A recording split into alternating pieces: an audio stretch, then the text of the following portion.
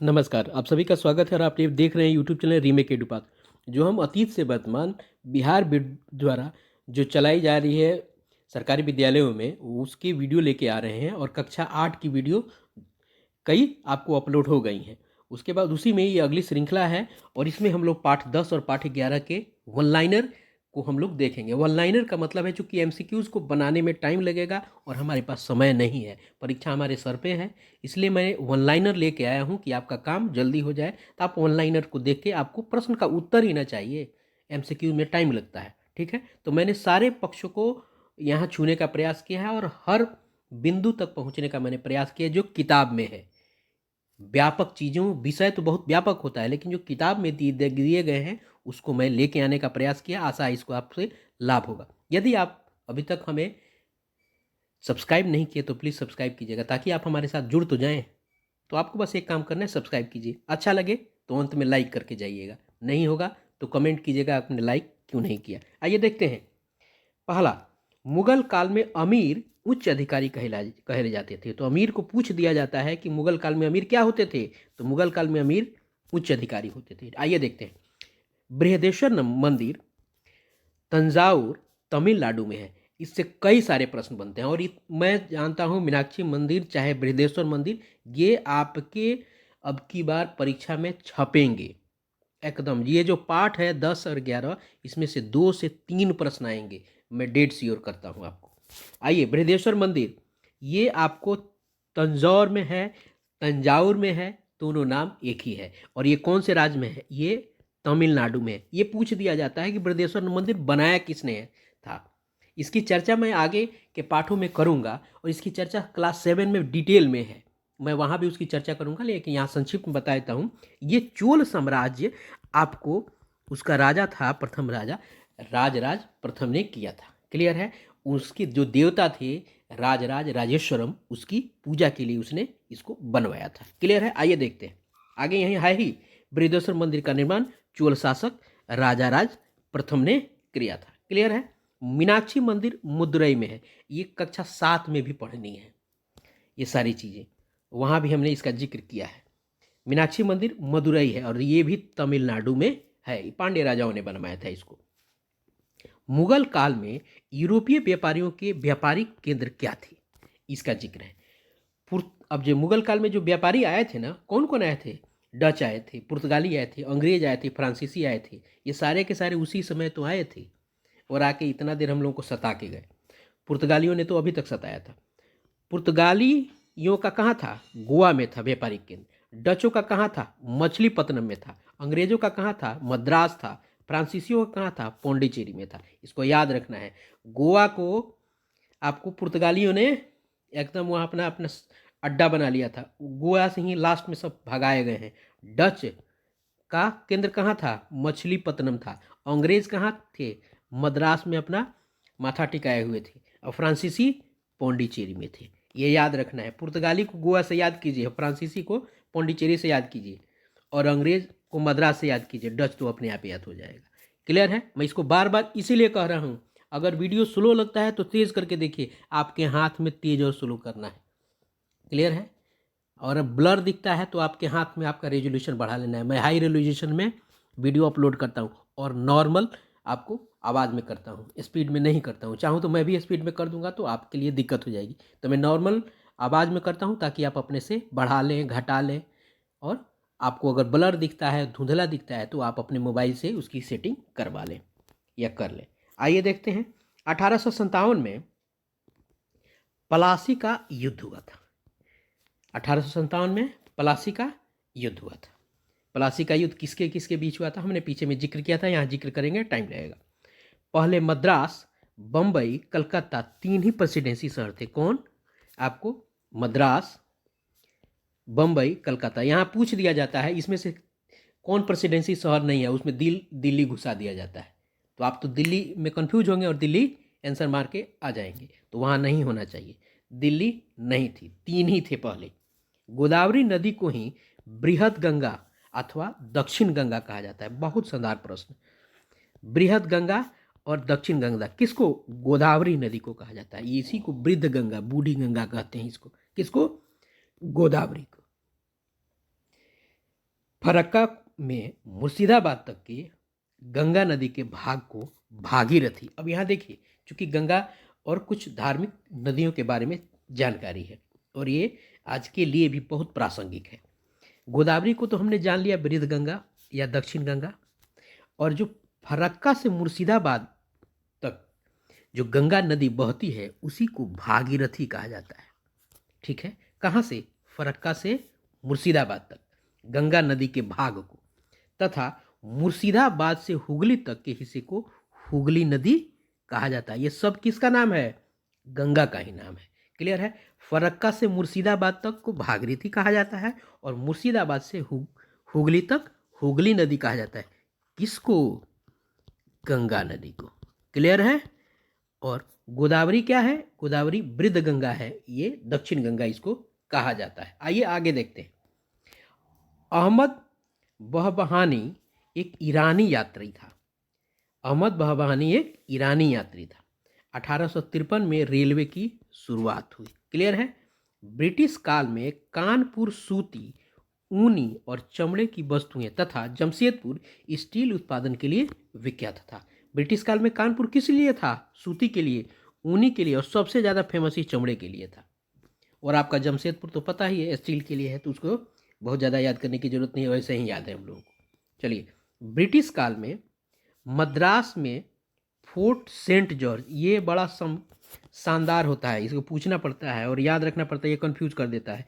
मद्रास में fort Saint George और कलकत्ता में फोर्ट विलियम और मुंबई में फोर्ट ब्रिटिश आबादी के रूप में जाने जाते थे। अब देखिए यहाँ क्या है। ये जो मद्रास के फोर्ट जॉर्ज, आपको कलकत्ता के फोर्ट विलियम और जो ये मुंबई का फोर्ट था, इसको ये ब्रिटिश आबादी के रूप में जाने जाते थे। क्लियर है ना? चलिए, यह टाइप में थोड़ा सा मुंबई वाला छूट गया है, मैं इसको वीडियो के उसमें लगा दूंगा। चलिए आइए देखते हैं। मद्रास के फोर्ट सेंट जॉर्ज, इसको याद रखना है। ठीक है, मद्रास का फोर्ट सेंट जॉर्ज होता है, कलकत्ता का फोर्ट विलियम होता है, इसको ध्यान में रखना है। और मुंबई में जो फोर्ट है में जो था वो किसके लिए था? वो सारे के सारे यहीं ब्रिटिश काल के लोग, उनकी आबादी यहीं रहती थी। उन्होंने बताया था सेंट जॉर्ज वाला मद्रास में, और फोर्ट विलियम वाला कहाँ? आपको कलकत्ता में। विलियम वाला कलकत्ता, जॉर्ज वाला मद्रास। क्लियर है? चलिए, इन इलाकों में व्हाइट हाउस ब्लैक टाउन के नाम से को संबोधित किया जाता था। यहाँ क्या था? आपको व्हाइट हाउस कह रहे हैं। व्हाइट टाउन और ब्लैक टाउन कहाँ पे? जो फोर्ट बनाए गए थे अंग्रेजों के द्वारा, फोर्ट जॉर्ज, फोर्ट विलियम और ये जो बनाए गए थे, इन इलाकों में क्या था? आपको इनमें व्हाइट टाउन और ब्लैक टाउन दो होते थे। क्लियर है? चलिए आगे देखते हैं। भागलपुर गंगा नदी के किनारे है। चूंकि एक चैप्टर भागलपुर पे है आपकी किताब में, तो भागलपुर से बहुत सारे प्रश्न बनेंगे। चूंकि हमारी सिल्क राजधानी है वो भागलपुर, बिहार की। और भागलपुर किसके किनारे है? गंगा नदी किनारे। अंग देश की राजधानी कहाँ थी? चंपा थी। याद रखिएगा, ये अंग देश की राजधानी कहाँ थी? चंपा थी। अब देखिए, यहाँ के भागलपुर के कुछ इस्लामिक केंद्र, इसको हम देख लेते हैं क्या थे। ये सब भागलपुर की चर्चा हो रही है। मजार, किसी श्रेष्ठ व्यक्ति की कब्र। मकबरा किसे कहते हैं? कब्र या मजार पर बनाई गई भव्य इमारत। मजार यानी कब्र हो गया, और कब्र पर जो बिल्डिंग बनाई जाती थी उसको मजार, आपको क्या कहा जाता था? मकबरा कहा जाता। और खानका किसे कहते थे? सूफी संतों के धार्मिक केंद्र को खानकाह कहते थे। ध्यान रखिए, ये पूछा जाता है खानका क्या है, तो ये जो धार्मिक केंद्र होते थे उसको खानकाह कहा जाता था, सूफी संतों के धार्मिक केंद्र को। ईदगाह किसे कहते? ईद की नमाज पढ़ने का विशेष स्थल। खानकाह धार्मिक केंद्र था, ईद आपको ईद के दिन नमाज पढ़ने का था। मकबरा यानी कब्र पे बनाई गई बिल्डिंग थी। उसके बाद इमामबाड़ा क्या? इमामबाड़ा से थोड़ा सा आपको अलग है। ये शिया मुसलमान समुदाय के लोग जो होते हैं उनका धार्मिक स्थल है। ये सुन्नियों के लिए नहीं है। ये क्या है? यहाँ जैसे किताब में लिखा हुआ है, शिया मुस्लिम समुदाय का धार्मिक स्थल है, जहाँ मुहर्रम में शोक सभा यानी मजलिस का आयोजन होता है। कहाँ पे? इमामबाड़ा में आपको ईदगाह में मुहर्रम नहीं होता है, इमामबाड़ा में होता है। मुहर्रम का जो शोक सभा होता है वो इमामबाड़ा में होता है, ईदगाह में नहीं। क्लियर है? चलिए आगे देखते हैं क्या है। पहलान का अर्थ होता है विसर्जन करना। पहलान का जिक्र मिलता है आपको जब मुहर्रम का जो तजिया होता है ना, उसको विसर्जित किया जाता है ना, उसी को लिए पहलान शब्द उपयोग किया जाता था। पहलान का मतलब होता है विसर्जन कर देना। ठीक है। शाह जंगी का मकबरा भागलपुर में। किसका? शाह जंगी का। चूंकि बिहार से संबंधित है तो ये इंपॉर्टेंट है। चूंकि भागलपुर पूरा एक चैप्टर है, इसलिए इन सब चीज़ों को रखना जरूरी है। तो अब देखते हैं महाशय ड्योढ़ी। बड़ी फेमस, बहुत फेमस बिल्डिंग है ये।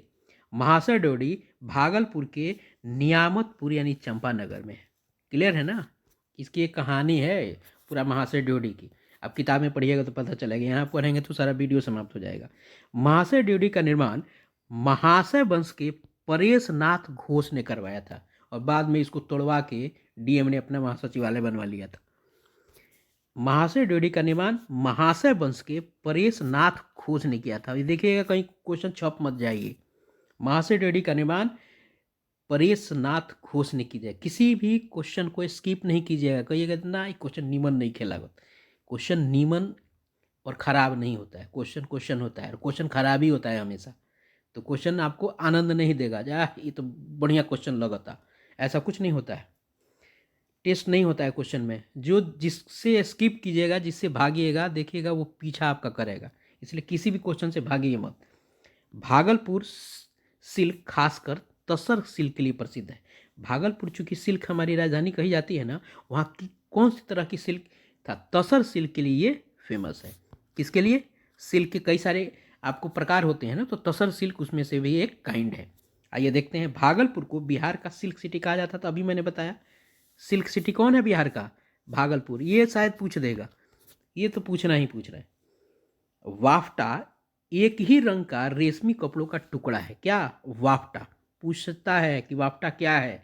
एक ही रंग का रेशमी कपड़े का टुकड़ा है जो रेशम और सूत की मिलावट से तैयार किया जाता है। रेशम और सूत की मिलावट से। ये चूंकि वाफ्टा एक कपड़े का टुकड़ा है, रेशमी कपड़े का टुकड़ा है, यही बात जानिए। अब 1774 में भागलपुर एक जिला बना। अंग देश की राजधानी कहाँ है? चंपा है। श्री अरविंद घोष के पिता कृष्णाधन घोष ने मोक्षदा बालिका विद्यालय की स्थापना 1868 में भागलपुर में की थी। अरविंद घोष के पिता कौन थे? कृष्णाधन घोष। इन्होंने क्या किया था? मोक्षदा बालिका विद्यालय की स्थापना भागलपुर में की थी। मोक्षदा ये फेमस है। जो भी बहुत सारी चीज़ों की आपको स्थापना की गई थी भागलपुर में, मैंने कुछ महत्वपूर्ण को यहाँ लिखा है। मोक्षदा चूंकि पूछा जाता है, ये पूछा गया प्रश्न है। तो अरविंद घोष के पिता कृष्णाधन घोष ने मोक्षदा बालिका विद्यालय की स्थापना 1868 में भागलपुर में की थी। साहित्यकार बलाई चंद्र मुखर्जी को बनफूल के नाम से कहा जाता है। गजब प्रश्न है। बनफूल किसको कहा जाता है? बलाई चंद्र मुखर्जी। इसको अभी रट जाइए। बनफूल तेल आता था ना, तो वो इन्हीं के नाम पे नहीं था, मैंने यूं ही कहा, लेकिन बनफूल तेल से याद रखिए। बनफूल तेल और बलाई चंद्र मुखर्जी, इसको याद कीजिए।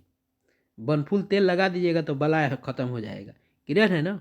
ये बलाय मतलब माथा दर्द, तो वहीं बलाई से बनफूल याद रखिए। तो बलाई चंद्र मुखर्जी बनफूल है। मेरा इन सब बताने का मतलब याद कराना है। बलाई चंद्र मुखर्जी का अपमान करना बिल्कुल नहीं है। मैंने बनफूल तेल को याद कराया, बलाई चंद्र मुखर्जी थे। सर दर्द करता है तभी ना बनफूल तेल लगाते थे पहले। बनफूल तेल होता था और हिमताज होता था। आइए देखते हैं आगे। देवदास की रचना शरद चंद्र ने की थी। देवदास सिनेमा है ना पूरा, तो किसने रचना की थी? शरद चंद्र ने की थी। शरद चंद्र ने चरित्रहरण लिखी थी। बहुत सारी किताबें इन्होंने लिखी है और बहुत एक मूर्धन्य आपको रचनाकार थे। यहाँ क्लियर है। बलाई चंद्र हो गया, बनफूल, देवदास हो गया आपको शरद चंद्र। पथेर पंचाली की रचना विभूति भूषण बंदोपाध्याय। पथेर पंचाली एक सिनेमा बनी थी, पथेर पंचाली।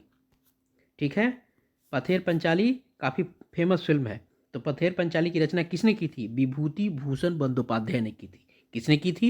विभूति भूषण बंदोपाध्याय। मैं इसको याद ही कराता हूँ। बलाई चंद्र को बनफूल कहा जाता था। देवदास की रचना शरद चंद्र ने की थी। पथेर पंचाली की रचना आपको विभूति भूषण बंदोपाध्याय ने की थी। देखिए भागलपुर से संबंधित ये सब भागलपुर के आसपास ही इन सब की रचना की गई थी। अब देखिए आगे देते हैं। सब भागलपुर में है रचना। गीतांजलि के कुछ पदों की रचना उन्होंने भागलपुर में की थी, इसलिए गीतांजलि का जिक्र है वहाँ। गीतांजलि की रचना आपको रविंद्रनाथ टैगोर ने की थी, और गीतांजलि के लिए ही उनको क्या मिला था, नोबेल पुरस्कार मिला था। किसको, गुरुदेव को। रविन्द्रनाथ टैगोर को क्या कहा जाता था, गुरुदेव कहा जाता था। क्लियर है। चलिए यहाँ तो 3 मैंने अलग फैक्ट बता दिए। रविन्द्रनाथ टैगोर को गीतांजलि के लिए साहित्य का नोबेल पुरस्कार मिला था। यहाँ हमने एक चीज़ बता दिया साहित्य का, ऊपर बताया था नोबेल पुरस्कार मिला था, किसके लिए मिला था, गीतांजलि के लिए मिला था, और किस क्षेत्र में मिला था, साहित्य के लिए मिला था। ठीक है। और गुरुदेव रविन्द्रनाथ टैगोर ने ही आपको ही गुरुदेव कहा जाता था, और इन गुरुदेव ने हमारे राष्ट्र जो गान है उसकी रचना की है। न ही इन्होंने हमारे राष्ट्रगान की, भारत के राष्ट्रगान की रचना की है, इन्होंने बांग्ला देश के भी राष्ट्रगान की रचना की है। उसका नाम क्या है, अमार सोनार बांग्ला। क्लियर है। आइए आगे देखते हैं। डॉक्टर राधा कृष्ण ने भागलपुर में साहित्य संगोष्ठी नामक संस्था बनाई। किसने, डॉक्टर राधा कृष्ण ने क्या बनाया था, भागलपुर में साहित्य संगोष्ठी संस्था बनाई थी। डॉक्टर शिवनंदन शर्मा एक व्यंग्यकार थे। डॉक्टर शिवनंदन शर्मा एक व्यंग्यकार थे।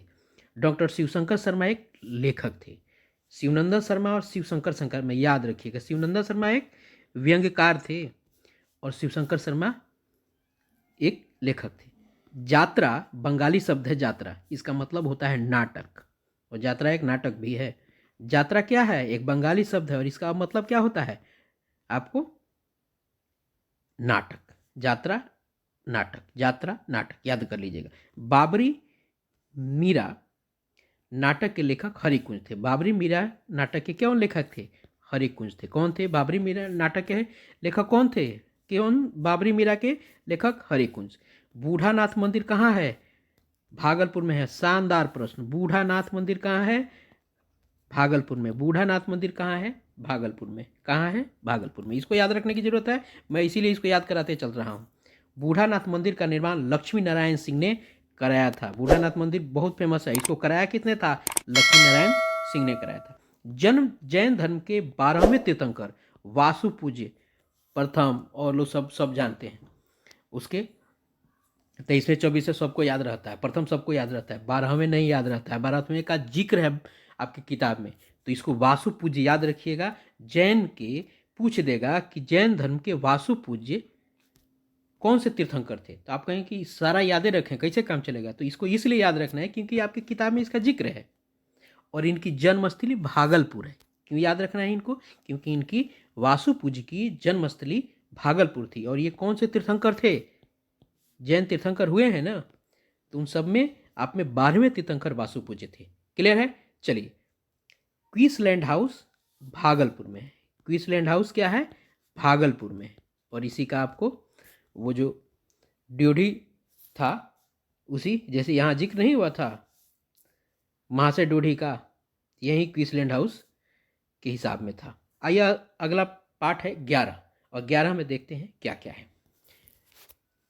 उत्कीर्ण चित्र, उत्कीर्ण मैंने उकेरा हुआ चित्र, लकड़ी या धातु के छापे से कागज पर बनाए गए चित्र हैं उत्कीर्ण चित्र। ठीक है, उत्कीर्ण का मतलब होता है उकेरा हुआ, चित्र की बात है। लकड़ी या धातु के छापे से कागज पर बनाया जाता है उत्कीर्ण चित्र। पहले यही होता था कि लकड़ी पे फोटो बनाया रहता था एकदम खोद खोद के, उसी को कागज पर, लकड़िया को हम लोग कलर में रख देते थे और उसको उठा के कागज पर डाल देते थे, वही उत्कीर्ण चित्र होता था। एल्बम चित्र रखने की किताब है। किरमिच गाढ़ा या मोटा कपड़ा जिस पर चित्र उकेरा जाता है। ये चूंकि ये कैनवास है और इसमें कला संस्कृति की बातें हैं, तो ध्यान रखिएगा, इसमें हमारी बिहार की अपनी एक कला है, तो उसकी बात है। इसमें बात करेंगे कोहबर की बात करेंगे, इसमें बात करेंगे अपने जो मधुबनी पेंटिंग है उस सब की बात करेंगे। आइए बात करते हैं। किरमिच याद रखिए, किरमिच क्या होता है, नहीं तो किरमिच का ज़्यादातर याद रहता है, लगता है ब्रश है ये, किरमिच वो नहीं है। किरमिच वो होता है कपड़ा जिस पर चित्र उकेरा जाता है।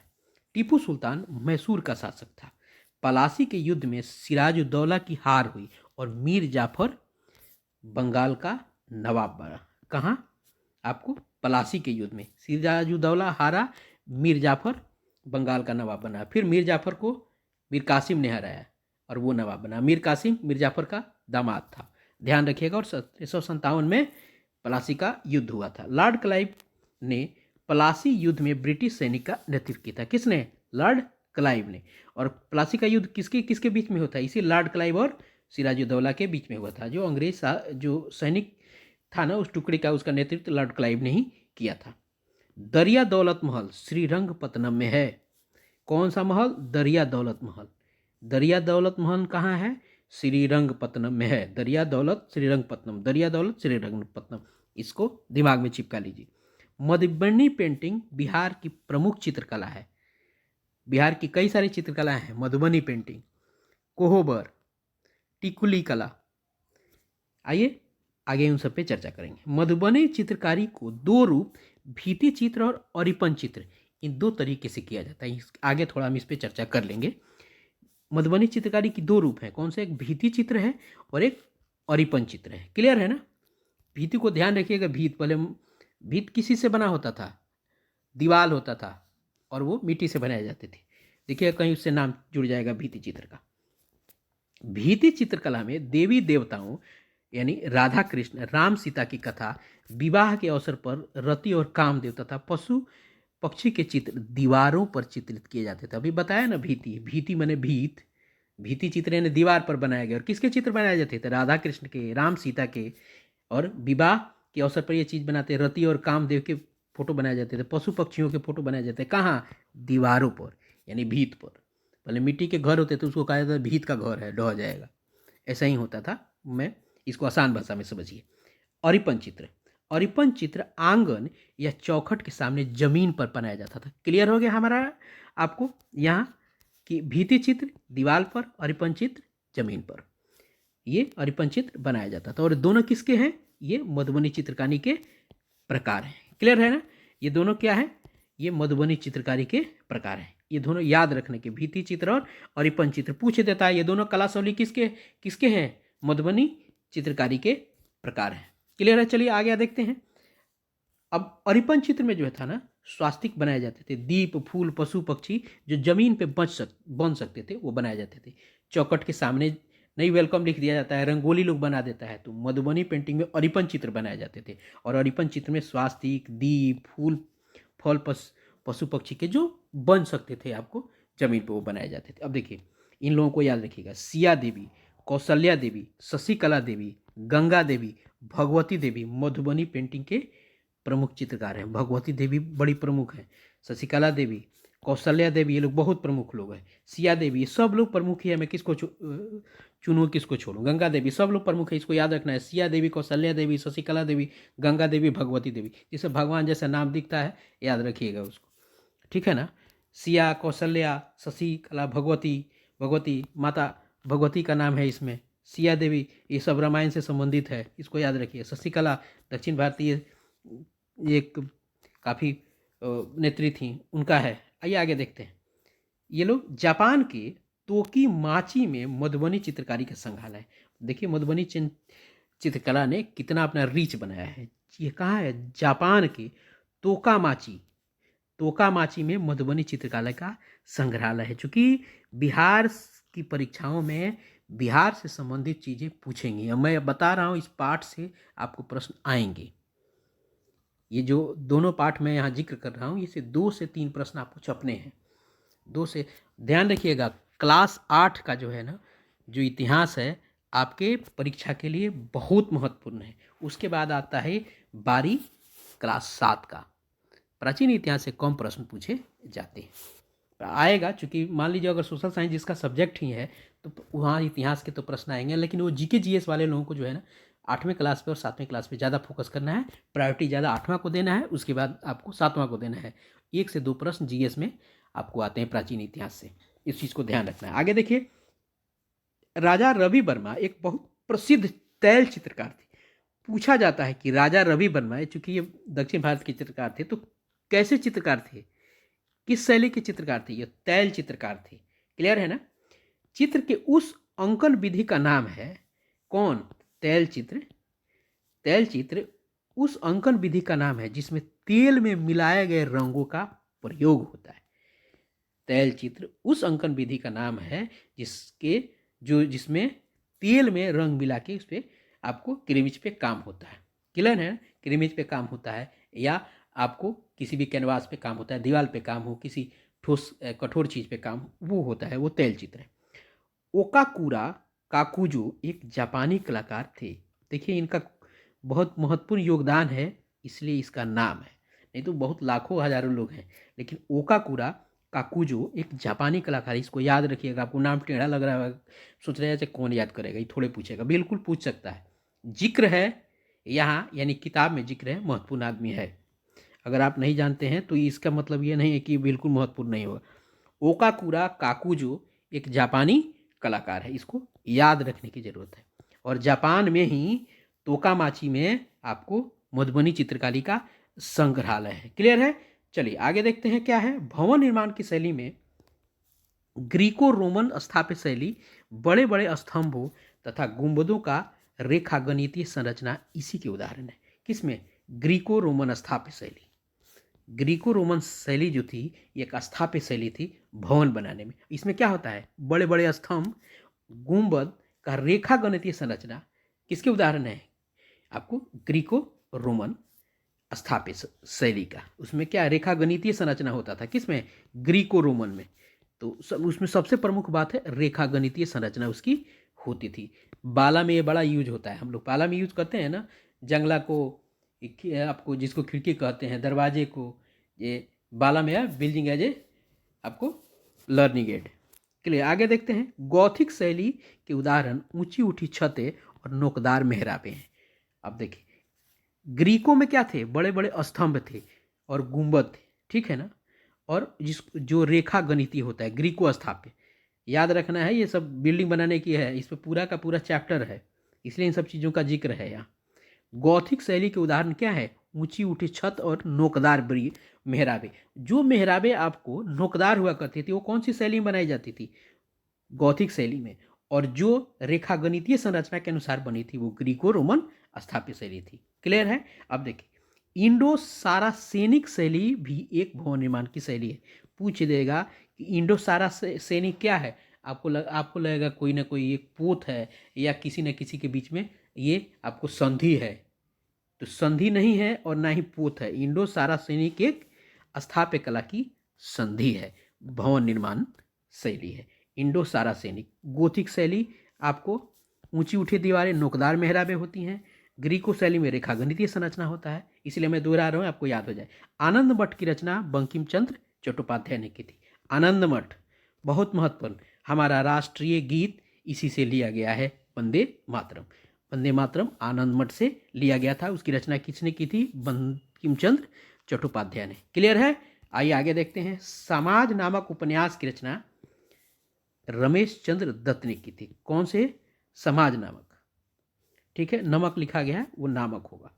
समाज नामक उपन्यास की रचना रमेश चंद्र दत्त ने की थी। किसने की थी? समाज नामक रमेश चंद्र दत्त ने की थी।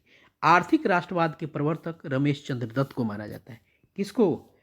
रमेश चंद्र दत्त को आर्थिक राष्ट्रवाद का प्रवर्तक माना जाता है। इसको याद रखने की जरूरत होती ही है, आर्थिक राष्ट्रवाद और रमेश चंद्र दत्त याद रखना है। पंचग्राम गण देवता नामक उपन्यास के लेखक तारा चंद्र बंदोपाध्याय थे। पंचग्राम गण देवता, ये गण देवता बहुत पूछता है आपको, ये गण देवता जो है ना ये बहुत पूछता है ये, तो याद रखना है। पंचग्राम गण देवता, आपको एक बार में वीडियो देखने से याद नहीं होगा, आप 2 बार 3 बार जरूर वीडियो देखिएगा, उसके बाद ये छप जाएगा आपके दिमाग में। मैं प्रयास एकदम बिल्कुल लेमैन की तरह आपको पढ़ाता हूँ, बिल्कुल सरल और साधारण भाषा में। ऐसा नहीं है कि मैं इसी तरह बात करता हूँ, लेकिन मैं भाषा इसलिए इस्तेमाल करता हूँ कि ताकि आप तक ये चीज़ें सरल रूप से पहुँच जाएँ।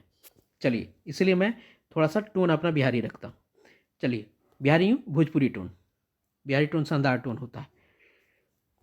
चलिए पंचग्राम गण देवता नामक उपन्यास के लेखक ताराचंद बंदोपाध्याय ने किसका? पंचग्राम गण देवता नामक उपन्यास के लेखक कौन से हैं? ताराशंकर बंदोपाध्याय। ताराशंकर बंदोपाध्याय गण देवता और पंचग्राम। हिंदू साहित्य के आधुनिक युग के प्रवर्तक भारतेंदु को माना जाता है। आधुनिक युग के प्रवर्तक, ये पूछा जाता है कि हिंदी साहित्य के आधुनिक युग के प्रवर्तक को किसको माना जाता है, उसमें भारतेंदु हरिश्चंद्र का नाम दे दिया जाता है, तो आप याद रखिए भारतेंदु को ही माना जाता है। अंधेर नगरी चौपट राजा भारत दुर्दशा के रचनाकार कौन थे? ये आपको भारतेंदु थे। अंधेर नगरी चौपट राजा भारत दुर्दशा, ये बड़ा पूछा जाता है दोनों, इसलिए इसका जिक्र है और इसका किताब में जिक्र है।